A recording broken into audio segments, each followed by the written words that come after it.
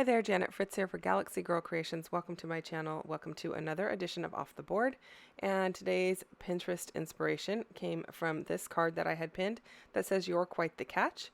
And that led me to pulling out this awesome fishing pole that I purchased from MK Guns Etsy store. And I'll link it down below. I am pulling out some paper from Chamel's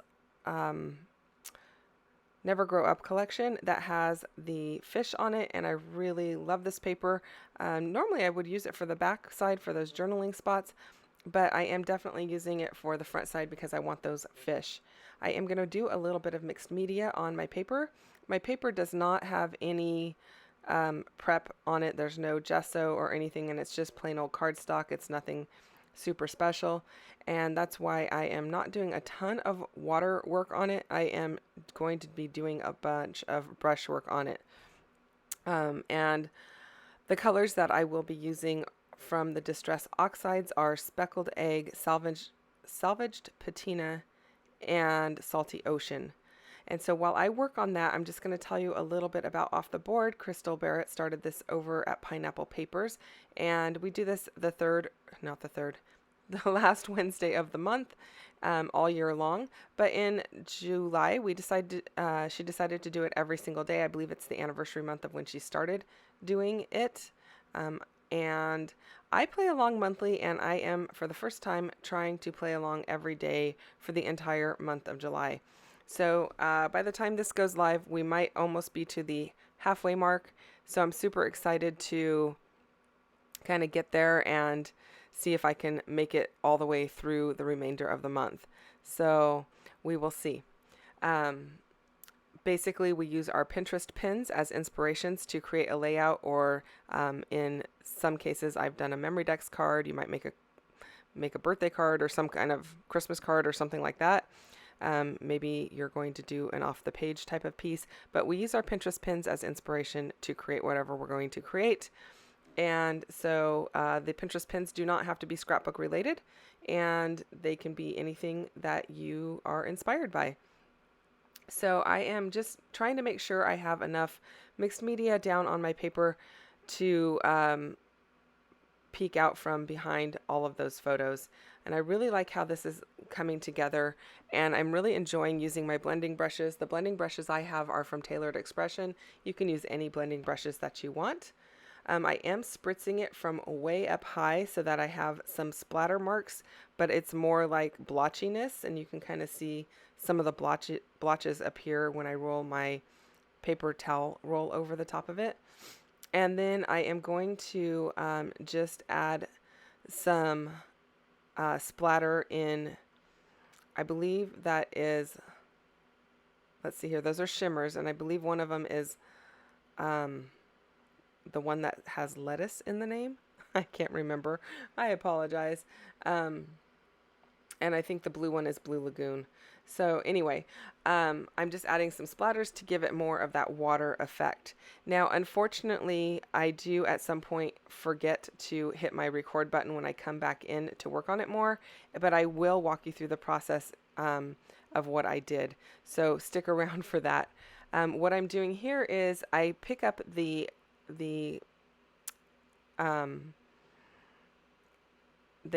it's not ink, the watercolor into my brush, but I want my splatters to be really big, so I didn't have enough water in the brush. So I just basically sprayed my water spritzer into my brush so that it just gives a lot of water into that brush, and then I can shake it off to give large amounts of splatter. Now that works really well with the brush that I have, which is a watercolor brush, and I got it like at Joann's. It's faux squirrel hair, I believe, but it is kind of like a mop in that it holds a ton of water. And when I say a mop, I don't mean a floor mop. I mean a watercolor mop, which is a kind of brush. It just holds a ton of water. So it is able to give off those big, huge water droplets. I did pull out my little fishy stencil. I believe that's from Echo Park.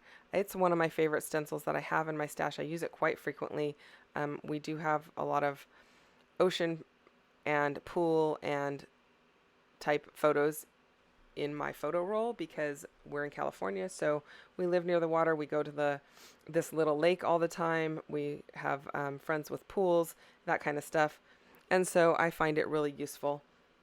And I just ran some white picket fence studio paper glaze through the stencil to get those little fishies. So I'm just kind of figuring out where I want things, and that's kind of where things go wrong. And I forget to turn on the recorder.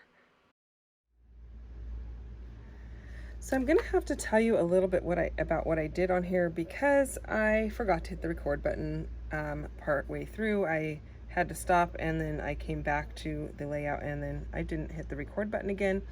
So I'm going to tell you what I did. So I had the mixed media background. I had the little fishies through the fishy stencil, and it's one of my favorite stencils. So I really like how that looked. I just have the torn paper from Chamel and the 3 photos.